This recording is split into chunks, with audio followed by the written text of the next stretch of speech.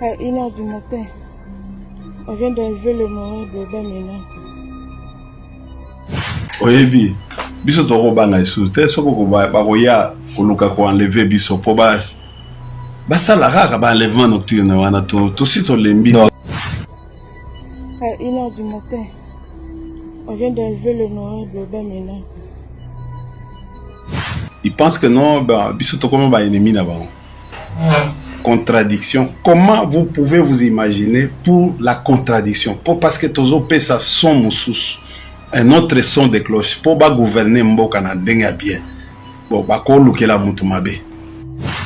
les grands hommes, les grands esprits ne disparaissent pas. C'est tout ce que j'ai écrit. Aujourd'hui, la grande révélation que nous avons faite, l'IDPS, l'Union sacrée Ndenga Zaliwana, il a peur sérieusement il y a PPRD. Et c'est comme ça que non, il construit ma stratégie, mais nous sommes comment à quoi diviser PPRD, à quoi anéantir PPRD. Le vice-président national du Parti du Peuple pour la Reconstruction et la Démocratie, le professeur Obamina Konjela Njoko, a pris part ce vendredi 16 janvier 2026 aux différentes activités commémoratives organisées par la Fondation Mzee Laurent Désiré Kabila. Tu sais, moni babiloko tozo sala, bino wa journaliste boyaka, boye, ovie yaka, bien yaka to sala interview. Nzoka bande kona biso bayinga ngote. À l'occasion du 25e anniversaire du décès de l'ancien président de la République démocratique du Congo. Moi, je suis un homme politique. Aux hommes, dans un parti politique, tika exercice à politique politique. Aussi, moi, la manifestation, moi, il y a opposition, où ils allaient autoriser.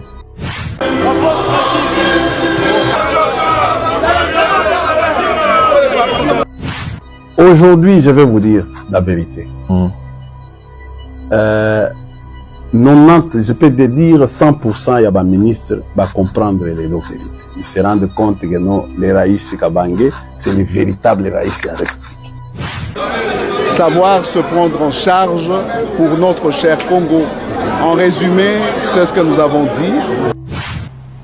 Parce que, ou bien c'est les rois soleil qui demandent à ce que Babanda. Ce qu'on m'a déjà. C'est qui les rois soleil? Ouais, mais. Non, bon, N'a-t-il réfléchi? Signalons enfin que le vice-président national du parti a eu à sa suite la délégation du PPRD, mais aussi du Front commun pour le Congo. Abonnez-vous à 2KD Télévision, une chaîne dédiée à l'actualité. India Omari, bonjour. Bonjour Steve Kambanga, au fait bonne année. Merci. Meilleurs vœux de bonheur. Merci. Tu sais, moni babiloko tozo sala, bino wa journaliste boyaka, boye, ovie yaka, bien yaka to sala interview. Nzoka bande kona biso bayinga ngote. Ils pensent que non, biso to comme ba ennemi na bango. Contradiction. Comment vous pouvez vous imaginer pour la contradiction? Parce que tozo pesa son moussous. Un autre son de cloche pour gouverner Mboka na denga bien. Bon, bako lukela mutu mabe. En tout cas, Kinshasa na biso. India Force, ozaki absent na ba média, to bandayo na actualité ya accord. Accord ya Washington, bien que batunion so asi ba lobeli yango. Mais faut que tozo avi na yo accord wane signamé, mais M23 a continué, azwaki Uvira, accord wana lelo. India ozaka pe internationaliste, oza diplomate, yebisa biso ozo pesa crédit nini na accord wana, est-ce que le accord de paix, ils appellent un accord économique, ça va nous aider à ce que Kimia Solo et Zonga. J'enchaîne ma question, n'a pas propos à Monseigneur Fridolin Ambongo, qui selon lui, on a hypothéqué le minerai de la RDC pendant 99 ans. India, êtes-vous d'accord avec ces propos? Et quelle est votre lecture après la signature de ces accords? Bon, mais écoutez, moi j'avais déjà dit que c'était du bradage. Il n'y a rien à... Quelqu'un qui n'a rien comme minerai, mais il est associé dans un accord, et cet accord, a participé. Parce que, et c'est lui qui est notre bourreau, qui est compris dans cette histoire comme notre bourreau. Au fait, lobby, il faut qu'on paie ça 5 ans. On a donné 5 ans pour un préavis. Ce qui un des partis a lésé a coupé ça 5 ans. Mais si l'accord est prévu pour combien d'années? Personne ne rencontre, aucun membre du pouvoir ne rencontre Monseigneur Nani. Le ministre Mouya Senga un débat. En fait, à cause d'un débat, il doit être capable. Il doit d'abord être capable. Il y a, en fait, il y a Colomba Accord. Ils sont passés avec le ministre de l'économie qui a dit les droits de veto signifient en fait un compromis. C'est le ministre de l'économie, droit de veto, ils allaient bloquer résolution. C'est-à-dire que ils allaient bloquer résolution. Loi de veto ne signifie pas que non, il faut un compromis, tout ça. Non, c'est pas ça. Chez les ministres, il y a économie. On a un domaine je crois que non, il faut en fait, cette sortie médiatique elle n'était pas bonne. Elle n'était pas bonne pour les membres du gouvernement. Oui, au fait, je suis d'accord avec Monseigneur Fulgence. Bon, il a dit, personne intellectuellement, personne ne les rencontre aujourd'hui. Les ministres qui pensent que non, le cas. Non, mais il a demandé. Demander quoi? Le ministre Mouya, il y avait les débats contradictoires. Lui, il va prouver contre les Monseigneur Fulgence. Non, mais qui nous prouve pourquoi abandonnant. Pourquoi Bazo Boya à Korwana Ezala? Au vu de tout le monde. Est-ce que vous avez dit que non? Tout le monde mais en fait, mais l'accord devait normalement, monsieur le ministre, je crois que ce domaine est difficile. Le ministre des Affaires étrangères, comme il n'a pas fait les relations internationales, il a des difficultés. En principe, le président ne peut pas aller négocier n'importe comment. Vous comprenez? Le président de la République devait d'abord commencer par se conformer à la Constitution. C'est comme ça que non, vous voyez, la Constitution dit le président de la République, à son article 213, négocie et ratifie les traités et accords internationaux. Et les gouvernements concluent les accords non soumis à la ratification. Les accords non soumis à la ratification. Mais il faut l'accord délibéré en Conseil des ministres. Vous comprenez? Bon, ce qui peut s'allier en côté, texte délibéré en Conseil des ministres, informer le Parlement et puis les accords non soumis à la ratification. Il faut d'abord traité, c'est-à-dire délibéré en Conseil des ministres, et puis ce qui va ici, il faut que le président a informé, c'est-à-dire le gouvernement a informé, comme c'est une conclusion, le gouvernement ipso facto, il doit informer le Sénat et l'Assemblée nationale. Est-ce que ça a été fait? Non. Ça s'appelle, supposons que le président est allé, il a négocié, le ministre est venu, il a conclu, comme le ministre a conclu cet accord, officiellement, ça devient une conclusion, mais cet accord est un engagement du gouvernement. Comme c'est un engagement du gouvernement, l'Assemblée nationale et le Sénat devaient normalement être informés par le gouvernement. Chose qui n'a pas été faite. C'est-à-dire, on suppose que le gouvernement, l'Assemblée nationale et le Sénat, ils ont une émanation à peuple. Et le peuple devait être informé au travers de sa structure. Mais donc le peuple ne connaît pas. Ne connaît pas. C'est ça la difficulté. C'est-à-dire que non, jusqu'à aujourd'hui, le peuple n'est pas informé, n'est pas consulté par rapport à cet accord. L'accord est vague. Ministre moko aza informé te. Yokalan, ministre oyo alinga akende aza informé na accord wana te. Excusez, je ne parle pas de lui. Ah, ok. Je parle du vice-premier ministre. Ministre, il y a économie. Ah, quand je l'ai suivi, j'ai compris que non. Il ne connaît pas. Il ne connaît pas. Aza na kati accord wana te. Osomona, ba annexe wana eza na accord. Et tira koye banate. Même je l'ai suivi, j'ai compris que non, vieux professeur, atangina no ba annexe wana te. Parce qu'il était incapable yako. Et c'est comme ça que tu voyais de temps en temps les ministres Mouyaya banako aider. Vous comprenez?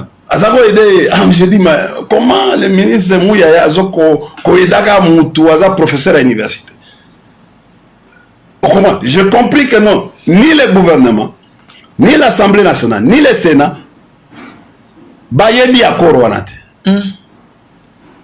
Soko tanli okena mozindo bayebi akoro wana te. Et puis ils sont venus à la télévision sans préparer na makambo ya mutu ya wana. Mais personne n'a rencontré Monseigneur Fulgence Muteba. Papa, nous on a connu Fulgence Muteba à l'université. Mais certains pensent que vu qu'il est katangé, il a été à l'initiative de la réconciliation katangaise. Non, j'ai dit certains pensent. Ma communicateur, monsieur Bazolo ok. Non, il faut pas comprendre que Fulgence Muteba, l'ingati sécurité, il y a mutasangi saki Kabila na Katumbi bazonga rosolola apparemment. Il défend. Soki Kabila na Tshisekedi. Papa, ndenge ozali awa, okoye bisanga que non, na boya bandeko nanga manima. Non. Parce que non. Jacques Mena non. Ah, Moutamanyema. Non, en fait, il est Kivu. Moi, je suis Kivusien. Ah, ok. Pour exemple, oye bisanga na boya ok. Oye bisanga na boya, par exemple, Udimbo. Oye bisanga na boya Claude Machala. Nako boya ete. Mais biloko oyo ya ko divisa ka bato. Comment yeka na régime oyo? Biso kala tozalaka biloko wana te, tozonga na histoire kino. Est-ce que biso lera kala ba parcelle ezalaka te? Tozalaka na ba bungevier. So ba betio na ndako mama betio na ndako okimi epa mama mususu ba bombio na se ya mbeto. Et puis ba lambeli yo ba sokoli mai ba zongisio na pokwa. Epa mama mususu lelo et comme ba enfant sorcier, boye na ba biloko ba enfant sorcier. Moya kolia epa mama muninga ezate moya ko comment kaka na régime ndo ba yena ba biloko ya ko diviser ka bato. Non mais attends Kabila a fait tout pour maintenir cohésion nationale et paix sociale. Bino boyena ba biloko yo tel ndeko. Mais tu sais que la minute le vice-premier ministre et ministre à budget a eu problème. Il a accordé une interview dans la chaîne Mon Française qui pour lui, Kabila n'est pas ennemi, il y a un régime Tshisekedi. Et aujourd'hui, Mouzitou, en tout cas, les gens disent qu'il y a franchir ligne rouge, il y a union sacrée. Comment Mouzitou peut déclarer que Kabila n'est pas notre ennemi alors que Kabila est condamné à mort? Les lobes de quoi il dépêche aux digérants que tu es ministre, il y a budget. Ozali na kati wana ozo servir l'état mozo côté là to ozo loba ke condamné Kabila oyo président Tshisekedi loba ka zali derrière rébellion OK quoi ko la veille monité que les lots bah ça dérange en fait. Donc il va ça le parlement debout parce que ou bien c'est les rois soleil qui demandent à ce que Babanda. Ce qu'on moni déjà. C'est qui les rois soleil? Mais non, bon, et puis. Mais tu réfléchir là-bas. Et puis, biso to robanga isu. Te soko ko ba koya ko luka ko enlever biso po ba. Ba sala raka ba enlèvement nocturne wana to sito lembi to za na place na maman muzito. Yango na zolo na yango na zolo ba na bi ba ko salela ye. Aujourd'hui, je vais vous dire la vérité. 90, je peux te dire 100%, il y a des ministres qui vont comprendre les vérités. Ils se rendent compte que non, les Raïs Kabangé, c'est les véritables Raïs de la République. Ce monsieur s'est beaucoup battu pour la unité en Mboka. Il s'est beaucoup battu pour Toko Maboye, pour la constitution en Salema. Il s'est beaucoup battu pour Code minier. lelo est profitable dans la population, malgré que nous bateaux bandeko bazoko li ambongo bazoko yiba mbongo et tout ce que vous les reprochez. À ça qui tout troisièmement pour créer, pour maintenir, pour créer une armée républicaine où il s'angisi batunios et cette armée soit capable de affronter la difficulté pendant plus de 18 ans. Les gars, le président Kabila a dirigé ce pays pendant 18 ans. Il a pris le pouvoir à 29 ans. Il était sage. Il avait la passion du Congo. Il respectait les lois du pays. Tu vois, il avait l'amour de ce pays. Vous comprenez? Il avait... Azui Bokonzi a 29 ans. Vous comprenez? Il a dirigé ce pays pendant 18 ans. Vous comprenez? Na Makamunyosu. Mais il a dirigé ce pays avec passion. Il a dirigé ce pays avec sagesse, avec respect. Yaba loi ya mboka. Vous comprenez? Il a dirigé ce pays na amour. Vous comprenez? Et pourtant atteindre, tous les ministres se sont rendus compte aujourd'hui. Ce que y a dans Makamba Kabila, pas ministre, presque nyonso basi va comprendre en que non. Au fait, Kabila, c'est vraiment un nationaliste. Ils se sont, pas ministre, Madame Soumino, tous les membres du gouvernement. On déjà tout, la majorité plutôt. Au fait, maintenant, ce qui se passe, ils ont moins hypocrisie, mais comme Obima. Moutouneti, premier ministre Mouzito, il a travaillé avec Kabila pour effacer la dette extérieure, qui était de 14 milliards. Comment Akoko reconnaître Kabila était dans l'effort? Il a travaillé avec Kabila, il lui-même a trouvé que Kabila n'était pas un diviseur, Kabila n'était pas mauvais, il n'avait jamais travaillé contre ce pays. Moutou acceptait code minier. Oyo ndaje bumisaye. Ba proposer même un mandat mususu, pour Aoumela. Awa. Neti ba président mususu. Mais Aboyi, qui ne sait pas ça? Il a travaillé avec Mouzito. Il a travaillé avec tout le monde. Il a travaillé avec Gizenga. Aujourd'hui, les gens, malgré qu'on lynchait, ils ont compris, les membres du gouvernement ont compris que non, en tout cas, c'était le véritable homme. Quand il dit que non, tant balobi est-ce que bako condamné, bako kobomaye, soko bakangi, alors oui, non, ça ne peut pas se faire. C'est-à-dire, il a la conviction. Pour lui, il a la conviction. Bon, dans l'intérieur, il doute même de cette condamnation. Parce non, on ne va pas douter de la condamnation. Au fait, le président ne va pas exécuter quand même. C'est ça, c'est-à-dire que non, déjà cette parole, c'est en dehors. En dehors, il y a un membre du gouvernement. Vous comprenez? Nous avons la séparation. Je vois encore. Il était dans la télévision internationale. Là. Vous comprenez? Il est à Azakiwapi. La télévision française. Oui. Quelle télévision? India. Mais il y a un lobby. Quand on s'allie interview, à lobby, il a dit. Ça te réjouit pour à côté lui. Exact, pour réjouir lobby que c'est l'histoire qui détermine les origines. Bah comprendre qu'il est kabbyliste. Mais non, mais ce n'est pas. Il est nationaliste. Ah ok. Aouti n'a pas loup. Il est nationaliste. Il a dit la vérité. Il n'est pas seul. Il y a beaucoup de ministres qui disent. Il n'est pas seul. Il y a beaucoup de ministres qui disent ça. José Mpanda pas au Kabila. Mais je dis ceci. Mais au Koloba, où tu vas? Mais lui là, c'est le kabylisme. Mais parce que, bon, à chaque membre du gouvernement, il fallait. Non, mais il nous a dit que le président Tshisekedi n'a pas seulement un mandat, mais il a une mission. Donc, en fait, c'est le ministre. Il faut qu'on là. Ça s'appelle l'opportunisme. Il y a l'opportunisme. Mais c'est Chilombo est mandataire public, n'est-ce pas? On l'appelle mandataire public. Il a un mandat de 5 ans, renouvelable une seule fois.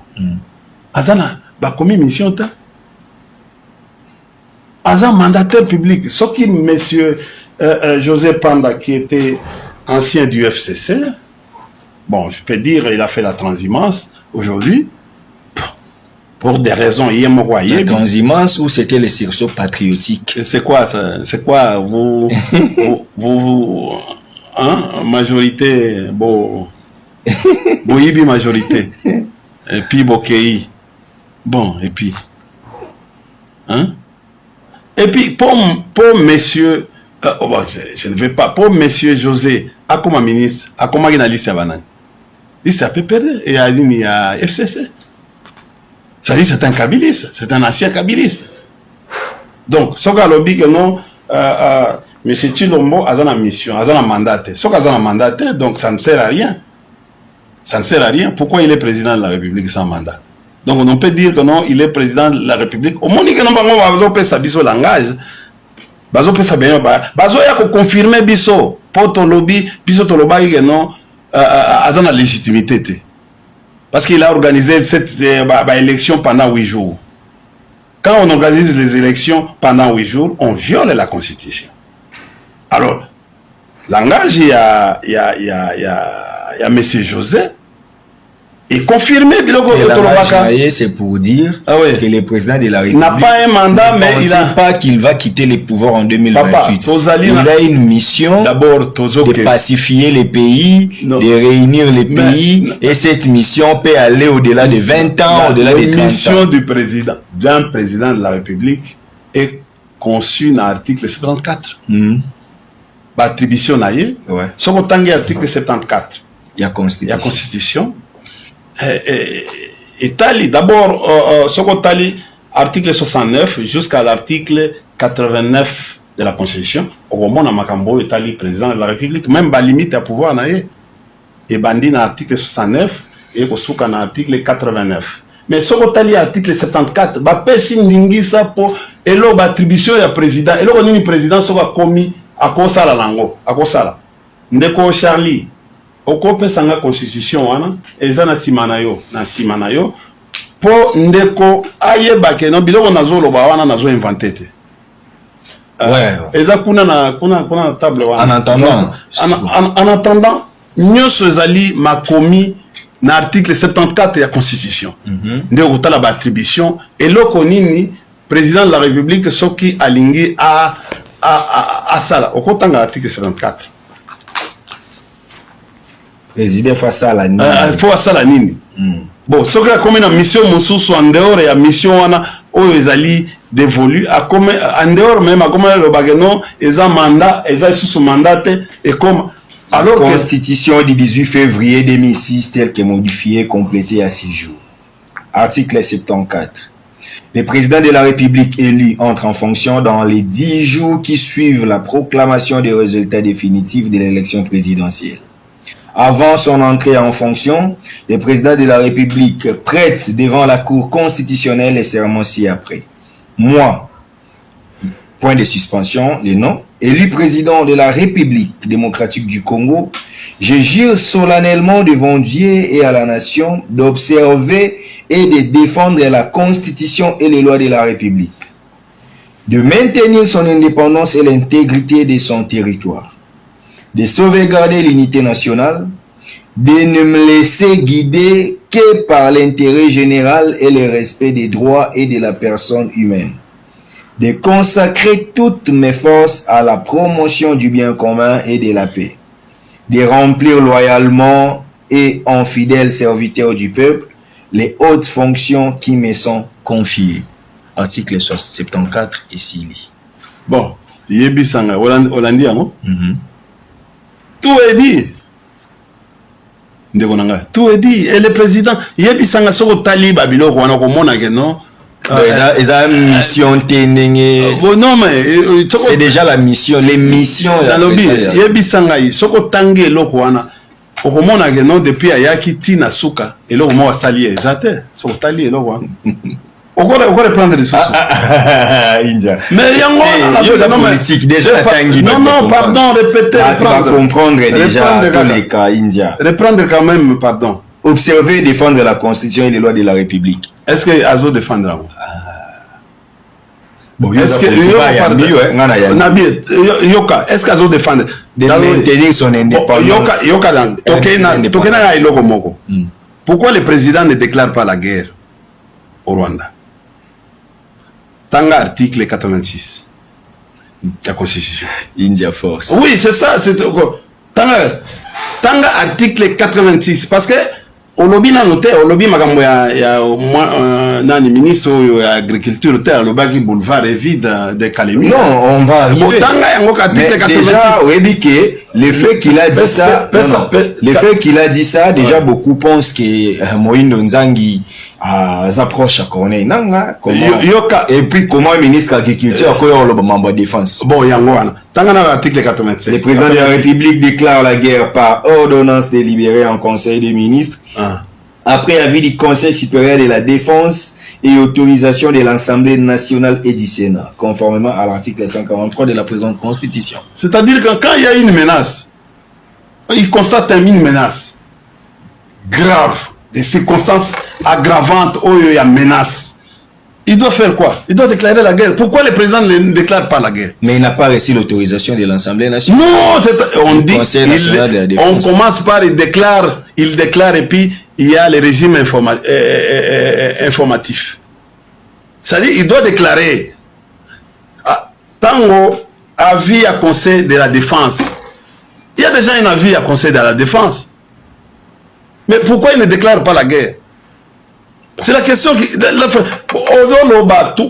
Mais l'armée n'est pas aussi dissuasive quand même, tu le sais. Bon, je ne sais pas. Il y a plusieurs généraux. Nous avons... Papa, il faut qu'on commise armée Nabiso, papa. Il faut qu'on commise armée Nabiso. Cela ne t'empêche pas de dire la vérité si il y a un malaise. Oui, c'est quoi? On parle des trahisons. Article 83. Le président de la République est commandant suprême des forces armées de la République démocratique du Congo. Point. C'est l'article 83. On comprend? Il n'y a pas une mauvaise troupe, il y a un mauvais chef. C'est ça qu'on dit, non? La trahison. Mais j'ai dit, on a trahison. Les Arménie, Venezuela. Oh, bozo comme ça, américain, les américains, vendre. Ils ont vendu, acheter conscience, il y a commandant, il y a Venezuela. Aussi, on a une opération, bozo bunda, na mboka mususu, hélicoptère, ils ont volé à basse altitude. Sans que Azuata Lissasi. Aussi, on a un gros bitumba bongo. Non, parce que bon, il n'y a pas de problème, Dans le Bibo, aussi au monde il y a complicité interne. Il y a un RDC, président Zobo est déclaré. Il y a article 83, parce que il faut attendre kaka. Le président de la République est le commandant suprême des forces armées. Oui. Il préside le Conseil supérieur de la défense. Bon, c'est lui qui a présidé ce Conseil supérieur. Mais déclarer la guerre pour se conformer il a remarqué que certains généraux ne sont pas de notre article 74. Hein? Article 74 lobby. Est-ce qu'elles ont défendre la Constitution? Est-ce qu'elles ont défendre Mboka-Nabiso? C'est le problème. C'est l'article 74. C'est à nous de nous poser des questions. Quand on veut sauvegarder l'unité nationale, on doit sauvegarder l'unité nationale. Biloko, moni intense biloko comment le bawana. Hein? Glone. Au moni émission ya tongo ezo le kawana ya ba Congolais téléma. Biloko wana. Ozomona émission on est en Tina. Or cette émission devait être conçue pour rapprocher et mobiliser les Congolais autour de la question de l'Est. Basangisi batu na batu ya mabe na batu opposition. Comment bandeko wana bandeko bandeko Yves Balobi na kotanga batu Balobi te batu na yo na kotanga batu ngai na kotanga batu malgré divergence d'opinion mais wana non mais baso sala politique Virginie Lofembe mutu na lobi baso sala politique te ngana koko sangisa bandeko Balobi oui bato bozo violer bozo bebisa soki to moni pe mabota na bino na ba Canada to sali ba mabebo ko CP la té. Est-ce que bossa est-ce que Bill Nzambe alobini? Ouais non mboka. Non Nzambe alobini. Oui moi je suis un pasteur. Mais na émission est-ce que vous sepeli bio acteur politique? Mais est-ce que vous sepeli nango en tant que pasteur? Té ngana biboui. En tant que Congolais. Ça c'est la profession ngana tunio kaka India. Makambo ba lobby eza pour ko rappeler bande ko bozo ko mape bato. Les karma existent. Les karma existent. Mabe nyoso ekofuta makana na se. Ose eza yo mutoko ça la vengeance te. Tika la vengeance appartient à Dieu. Non, mais comment vous pouvez accepter qu'il y ait une yo, il n'a pas ça. Non, moi je ne peux pas. Regarde. Pardon. Regarde. Ma professeur, Nainikin. Vous pensez que non, moi, naza fouille à l'université. Nako se pela na iloko. Voilà. Il y a une question. Bon, mawana et salemio. Yo, aux contre la gestion du président Tshisekedi, n'est-ce pas? Nous avons convaincu que nous avons oui, parce que Bino, tu as eu des pèses. Bon, yoté. Nalobi. Bino, tu as eu des pèses. Kolingi kondimate que non, mboka ezo kambama. C'est là ce qu'on a tout. Moi, nous sommes d'accord que la gestion il y a eu des pèses. Est-ce que c'est Miminduki? Ou ça on pacifique non? Tika na loba na yebisa olelo. Ngai, moi j'ai pris le courage à l'époque. J'ai pris le courage de prendre les armes. Afdel. Et nous sommes arrivés à Kinshasa aujourd'hui. Est-ce qu'on peut rééditer encore l'exploit? On a fait 7 mois en Dengue ya Passi, Potokoma, Awana Kinshasa. On ne peut pas rééditer l'exploit plusieurs fois. Est-ce que la guerre aujourd'hui, quand vous connaissez la guerre, vous n'allez pas faire des blagues à tout moment. Est-ce qu'on est obligé aujourd'hui, na âge on a commis, âge à papa, y a battu la moukoua, na ko kende ko s'aventurer un jour moto ako yebisanga habito que les guerres, ngape na katisi na kei na ko sala. Moi c'est représentant de guerre. Na uti ba voyage avant na bela maladie. Nazaki wapi? Vous allez en Afrique de l'Ouest, Kuna, au Tamboli. Mais les gens ont commenté. Akei Akemi. Il y a Ghana. Oui, mais les gens ont commenté ici que l'Inde a accueilli. Est-ce que je n'ai pas ce sentiment, ce n'est pas facile de péter. Il y a cause à l'exil. Place qu'on rencontre. Vous comprenez? Aujourd'hui,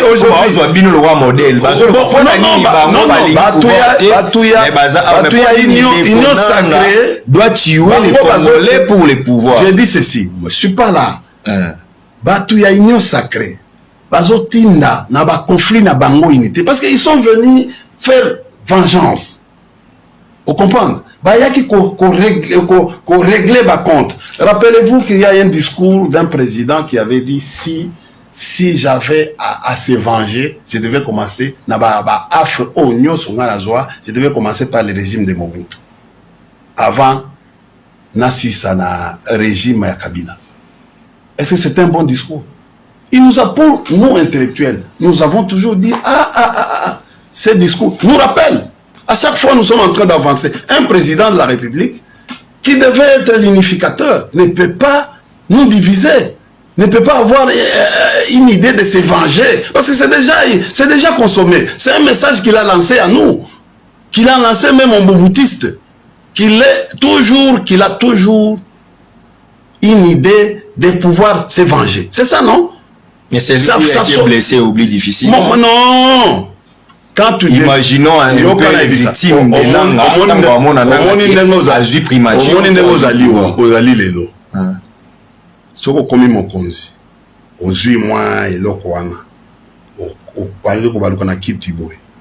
tout celui qui t'a fait du mal, il faut négliger, il faut oublier. Ça c'est vrai. Vous comprenez? On va trouver le bagage. Mon gars, ils sont na komi mokonzi, na ko sala type on a India, mambo et tout ça. Vous comprenez? Tant qu'on comme mokonzi, ça ne sera pas même ton idée avec India parce que India ne représente rien. D'ailleurs, par contre, il faut prendre India à tes côtés parce qu'il aura la possibilité de te dire les vérités en face. Un homme, on ne craint pas Azan Zambete, mokonzi Yamboka Azan Zambete, Azali oza collaborateur naie, il faut que ça mokonzi. Aujourd'hui, nos amis de l'IDPS, de l'Union sacrée, bazan courage wanate. ya koyebisa mokonzi que non bon en tout cas marche façon tozokende. Regardez lobby quand on commence à remercier un président angolais en 20 fois. On remercie, Mabanga. Il a donné des conditions. Tous. Non, ce n'est pas. Est-ce que c'est un langage diplomatique pour un chef de l'État? Biso batutotanga relations, etc. Non. Mais ce qu'on s'allie est l'Okowana.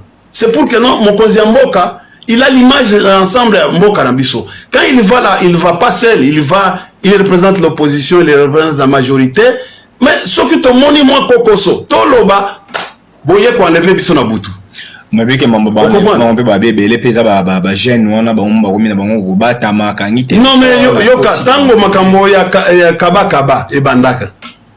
Biso toloba que non eza tango to constatanga on toloba que non eza ba je. Mais boya ko ndima biso. Mais lelo tout ce qui se passe, le fait d'enlever les gens. Quel est le message qu'on est en train de donner à la population? Mabike pepe adepe watu ba kamwa bino na moni kutu même pero kutu ose kabino. Abi comment bino penza partir munene boye bakangi secrétaire permanent. Bozo kokata ko mobiliser ba militante pour vous faire entendre votre voix. Vous vandi penza na siège national ya parti, bozo no baka libérer Chadari. Yo ba tukutu za bino kobela. Mais cette manière là, ya bozo revendiquer. Bon moi te voir na bino ko yokanate. Non, moi je peux pas niveler. Je refuse de niveler. Moi, je suis un homme politique. Ouais. Aux hommes, dans un parti politique, tu as exercice à politique politique. Aussi, moi, la manifestation, moi, il y a opposition, où ils allaient autoriser. Non, mais il dépend ça maintenant. Non. Ce qui Bobo il monte, il a créé. Bobo il marche. On ne respectait la constitution, les droits à Bango, les noms ne respectent pas. Devant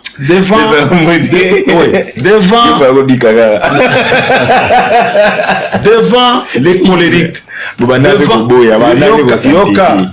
devant on les permettait, devant les colériques, devant les brigands. J'ai dit c'est ça. J'ai dit bon, Yebi Sangaï, quel est l'opposant qui a été enlevé la nuit?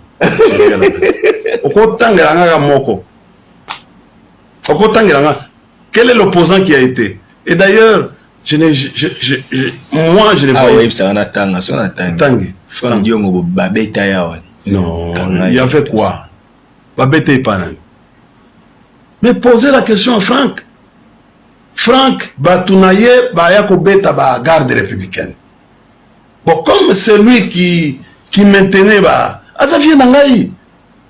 Ils ont une histoire. Vous comprenez? Et ça, mais à Kenda qui wapi? Vous savez, faut. Bon, à Kenda qui wapi? À Kenda Makala, zo samba. Nanani, azo samba nanani. Bon, attendez, azako samba nanani. Mais Yebi Sanga et Chadari azawapi. Quand un chef de parquet ne sait même pas répertorier les cachots, parce que c'est le ministère public qui devait savoir tous les cachots oyo. Service va créer dans la ville. Il devait savoir que non, s'il y a problème, il y a disparition, il y a mon tutelle, Azana Kacho. D'ailleurs, tant au cas qu'à interpeller, les services interpellent quelqu'un. Vous comprenez? Les services doivent communiquer au ministère public. Pour Nini, Bakangi Mutuana. Vous comprenez? Et Azali Wapi. Pour le ministère public. C'est ça, c'est ce qui est prévu. Vous comprenez? Yebi Sangaï aujourd'hui, le procureur général, Yamboka Nabiso, Kunutu Nabiso Vonde, Ayebi Wapi, Chadari Azali. Le ministre de l'Intérieur, qui est censé connaître tous les problèmes, parce que c'est lui qui gère les services aujourd'hui. Vous comprenez? Les services, les autres dépendent, parce qu'il s'agit sécurité nationale. Infraction à sécurité nationale existe à Katamboka. Tozande la sécurité nationale. Si Bakangio en matière de sécurité nationale, le ministère de l'Intérieur qui a aussi, non seulement le ministère de l'Intérieur, il a la sécurité nationale. Dans ses attributions. Dans ses attributions. Il doit être informé. Yebi Sanga, ministre de l'Intérieur, Ayebi place Chadar Azali. Et puis, la Constitution dit, même les lois, tant que Bakangio, il faut pas yebiso motif nini bakangeli yo. Vous comprenez? Et ça motif à koluka na téléphone te. Vous comprenez? Il faut pas y avoir motif ni bakangeli yo. Il y a des informations sur yé. Na mandat. Bayagi na mandat. Azana ba. Est-ce que les militaires... Je peux te dire aujourd'hui. Est-ce que les militaires ont le droit d'arrêter quelqu'un, un civil? Nous ne sommes pas un pays en guerre. Déclarer état de guerre. Seul. N'avait-il pas mandat d'amener? Non. Non. Et puis, dans le zone Bisayo, na tie ba juriste nyonso na molongo. Vous comprenez? Excepté ce qui pays ezali en état de siège ou état de guerre. À ce moment-là, les gros du pouvoir est comme une armée.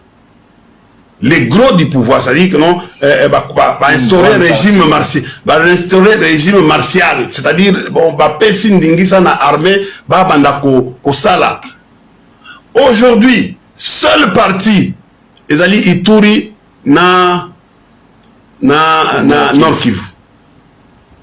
On comprend? Mais qui ça oyo? S'il y a un problème, c'est le parquet civil. Dans la civil, beaucoup de gens n'ont pas. Je ne suis pas en flagrant c'était. Bon, yaki nanda kunanga beaucoup de si il y avait bayaki ou bien babwaki baminduki nanda la Shadari comme c'était conçu.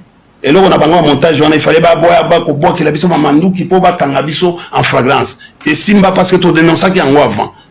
Plan wana ils bani les lotin. Ouais kanga ba Shadari ba biso bani tout ça. C'était une histoire mais qui n'a pas et Simbate parce que tokenda kosala na biloko na auditorat. Rappelez-vous, tant au ministre intérieur benga biso na nini toke koloba bango bazali soki to boyi ko kende pas ministre intérieur ba kosala mandat de prise de corps. On comprend? Ba kokaki et là on ezali les lotés, ça montage.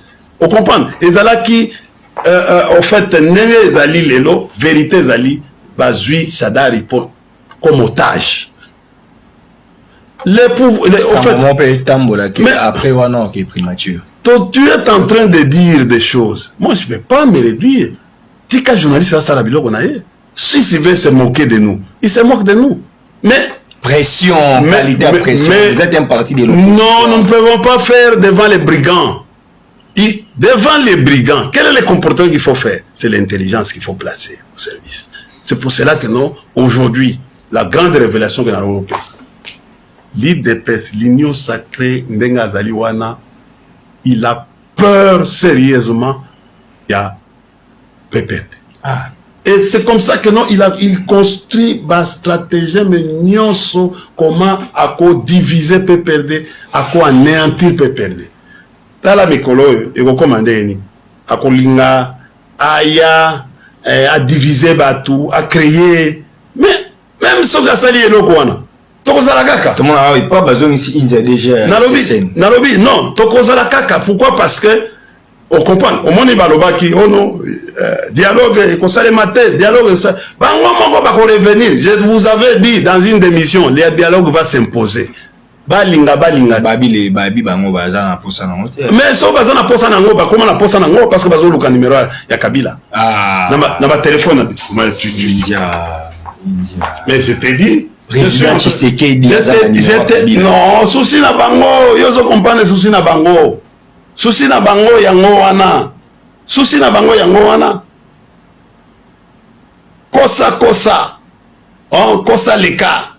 Mais souka nango vérité koyebana. Vous comprenez? Au moni tozako loba awa brade ba minéré na biso ba sali boy.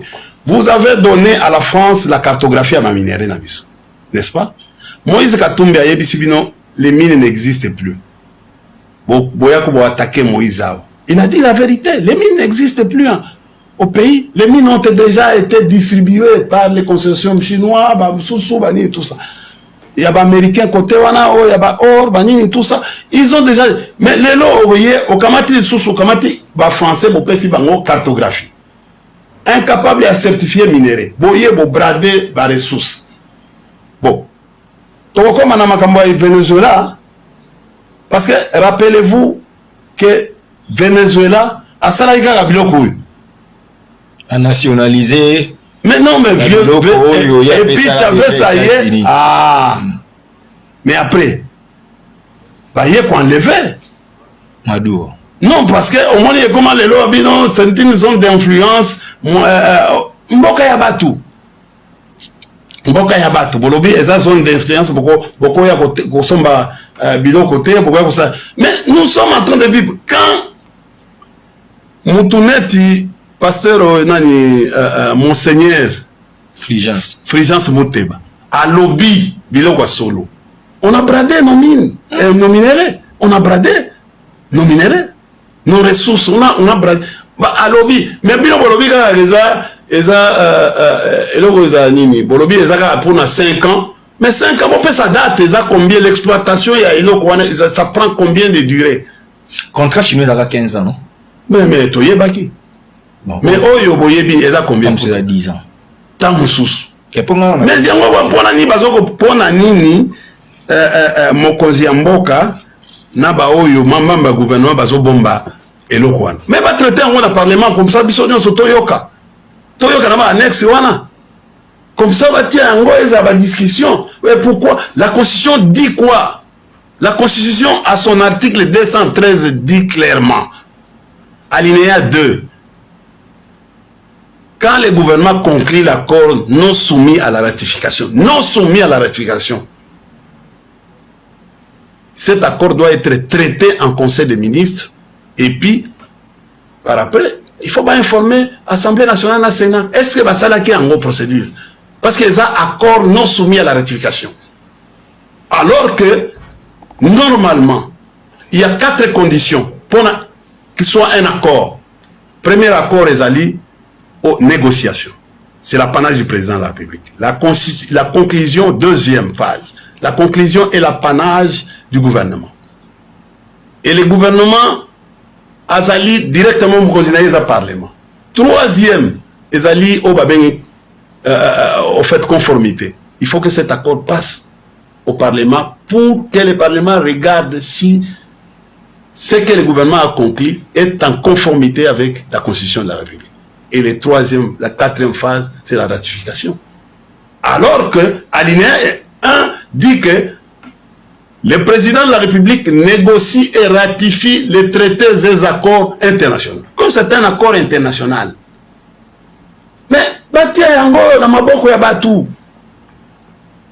aujourd'hui même, je peux te dire, au monde il y a une négociation technique de négociation des ressources naturelles. Au niveau international, on ne peut jamais faire un accord ou conclure un accord sans consultation, consulter le peuple. Même à la parc, jamais au niveau salé locaux, il faut que la population autochtone ou population locale ou riveraine va accepter le projet Wana. Mais dis-moi, même quand ça Wana, est-ce que c'est passé par une acceptation? Il y a peuple? Rien. Rien. Les États-Unis qui connaissent pratiquement comment va traiter Wana, ils devaient se poser la question. Comment est-ce qu'on a consulté le peuple? Non. Mais les Rwandais ont consulté. Hein? Les Rwandais a informé son Parlement. C'est le Parlement qui a donné l'aval. Mais pourquoi nous ne devons pas faire la même chose? Très bien. India, on est à... Les lobes ont créé confusion. Attendez, les lobes ont créé confusion à Makambo.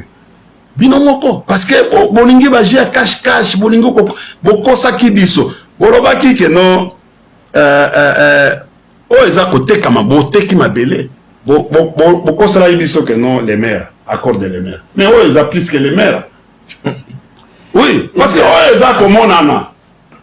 Ils ont mon non.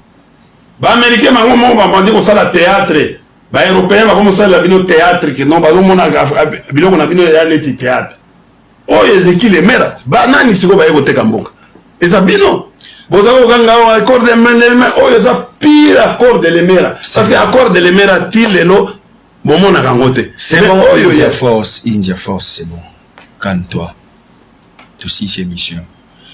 Aussi ici? Émission ici, le master na yo chesko ba écarté na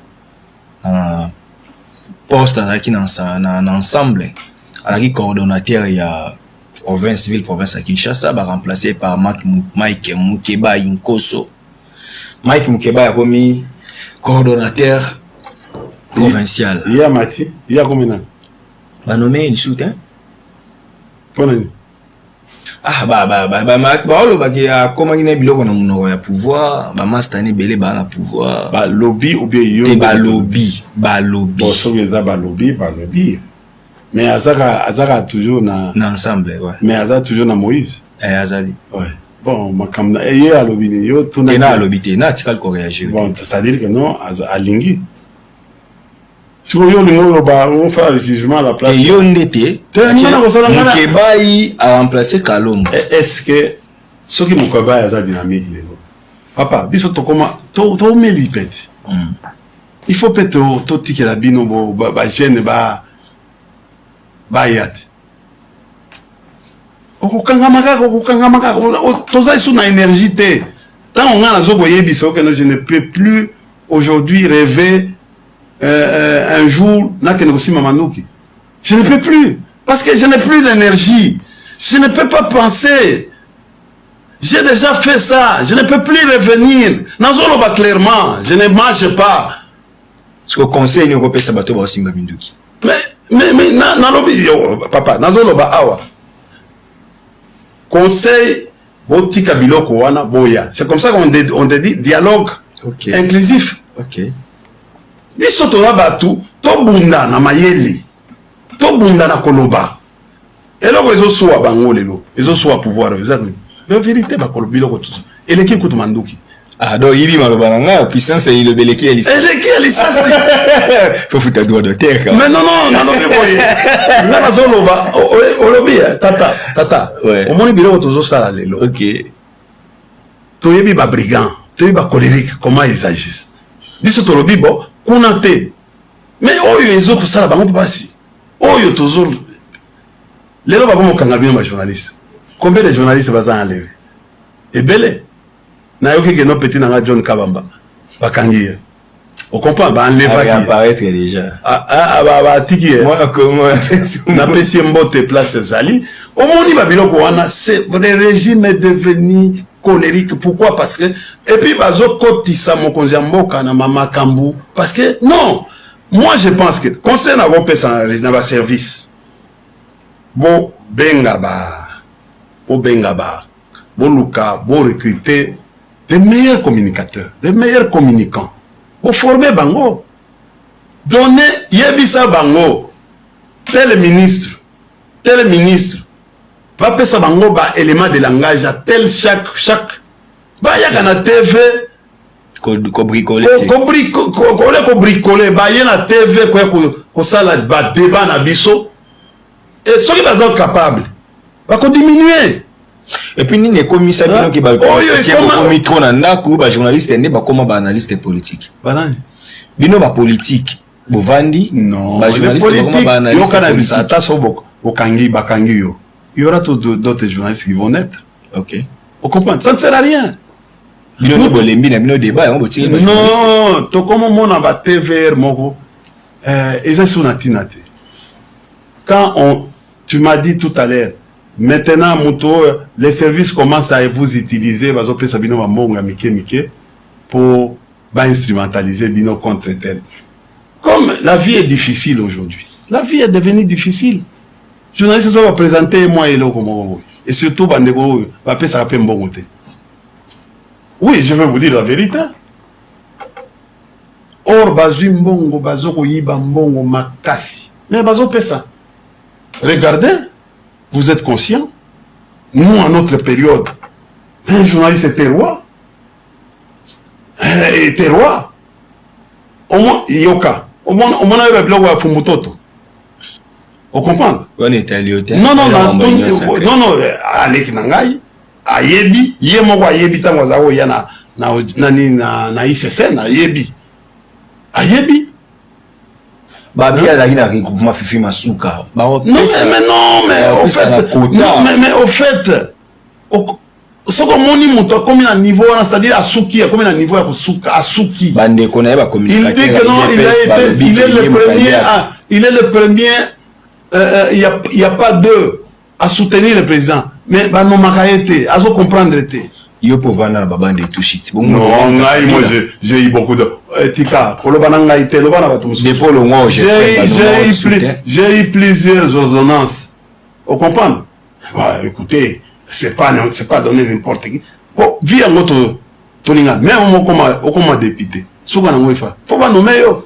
Faut exercer pouvoir. Moi j'ai exercé pouvoir. Bon, ce bazo nazal eza régime nangaïté. Je n'ai même pas besoin, parce que même les lots, combien de fois ils ont sollicité la limite? Pourquoi? Parce que na kokende ezaneti bakamati na équipe ya Congo, ils ont bêta en Algérie, ils ont été à Messi, na Mbappé. Et là, ça n'a rien. Ils ont même Ronaldinho, ils ont même Pelé, mais l'équipe a marché karaté. So bakamati na équipe ya RDC, batie Mbappé. Batie Messi, batie Ronaldinho, batie Ronaldo. Niveau bayoka. Pelé.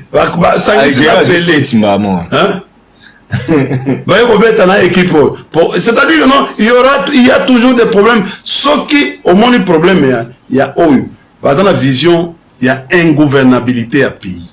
Bazo diriger Mboka na colère. Vous comprenez? Bakosuka kaka et Kosuka bien té. On dirige le pays. Bazo gérer bien. Bazawana Giloando, Azawana. Bon, Oko Tangelangai, bon, en fait, ce qui moutumoko, c'est un gars Zoloba. José Mpanda. Nalobi boye, ce qui moutumoko, c'est Mbappé. Azana 4 équipes moko. To 6e émission de l'eau. To 6e émission. Prochainement, il y a prochainement, dans tout nos révélations, moi, Chibang. Yani. Alobaki bateau ba naza wana petit nangai na pesi mbote si kazali ayebi. Moi je vais pas venir au fait je vais pas venir à mon investigation. Oui, je ne peux pas venir ici dans vos débats, il y a des journalistes. D'accord, il a révélé pourquoi moi je ne peux pas entamer une guerre avec les journalistes. Pourquoi on a pris des armes? Lui il a révélé. Pardon? Lui il a révélé pourquoi on a. Mais ce n'est pas mon problème. Est-ce que c'est ça le problème? Si le président a déclaré guerre, il y a contre Rwanda. Contre les bourreaux, il y a RDC. C'est la fin de cette émission. Dans mon an qui nous dit à lobby qu'il a bâti 5 milliards. Il a dit ça, non? Mais il a déclaré guerre, toi affronter. Et c'est ça. Le but de l'armée, c'est quoi? C'est aussi provoquer. Pardon? L'émission, vu qu'on a eu expérience à guerre. Bon, la guerre est imprévisible, papa. La guerre signifie quoi? Quel est l'objectif de la guerre? C'est de tuer, de détruire. C'est ça l'objectif de la guerre. D'abord, la guerre elle-même est sociologique. Elle est divine. C'est Dieu qui a créé. C'est Dieu qui a conçu même la guerre. Au fait, il faut tomber canard. Les Rwandais aujourd'hui, attendez, les Rwandais dans sa géopolitique attirent menace pour équilibrer la vie, la gestion Yamboka. Ils gagnent beaucoup en menace. Mais qu'est-ce qu'il faut faire? C'est ce que nous avons demandé au président. Pourquoi a-t-il créé un comité scientifique de la défense? Nous avons reproché le président. Il doit créer un comité scientifique de la défense avec les universitaires que nous sommes. Bisoto Tangue la classe yango. Si il était de bonne foi, il devait, ceux qui t'osent à recruter de gauche et de droite, pour faire une salle, pour étudier, pour les plans, la sortie des guerres. Vous comprenez? Parce que nous avons été formés par l'argent de l'État. Toké na Belgique, Toké Kotanga, na Costa Rica, Toké na Mboka Ebele. Baye lié plan sorti ya yango. On lui demande même, Ngaï président, va proposer Ngaï Tosala dialogue. Mais, ok, boya, bon reprocher, on a fin de kimia. Va reprocher 1, 2, 3. Parce que le président, et là, on va banga ponani. Va y la vérité. Parce qu'on lui dira des vérités. C'est bon. Tala naisika boy. Tala boyo kanaka boy. Yo sali boy. Yo sali boy te. Boabi bon, ok. Merci beaucoup. Boza bana mboka toza biso nyoso bana mboka to sungana, to aider, bo toko sala ndenge nini po mboka ezonga bomoko. Et c'est comme ça to biso souci mboka ezonga bomoko, to sala lisanga avancer. Mais avant, ce n'est pas le fait de débaucher India, de débaucher Shadari, ou Kangi Shadari. On met mis une place. Au bandé, Azo Yeba, l'élo bofan ici, ou alors bofan ici. Mais bozo radicaliser difficile. Et puis, boye koloba, oh notre niveau pèse à comme premier ministre. Non, ça ne sera pas. Ça c'est pas possible. Merci. Oh, tokosala neti, nenga basala c'est la fin. Natibala ezalaka bisote. Ezalaka bangona IDPS mutu bafundanaka. Tibala kenda parquet. Tibala ayebi. Un jour il passera pour vous dire jusqu'à tel point que non, on a approché Tibala. Ba minisaye on bana naye bazako mona ye lelo bana Shadari ba mona kaete moi sinaye ayebi sika baza ezate alors que moi sinaye même si vous avez une idée ya ko zoyer ya comme c'est premier ministre mais moi si un mouton azala premier conseiller il faut d'abord convaincre moi si naye aya aloba mobali na ngai na moni que nos propositions za bien non et vous venez vous dites des choses au Shadari bon non Shadari aza et a blagué hein pour aller l'autre Sukia. Merci c'était India Omari.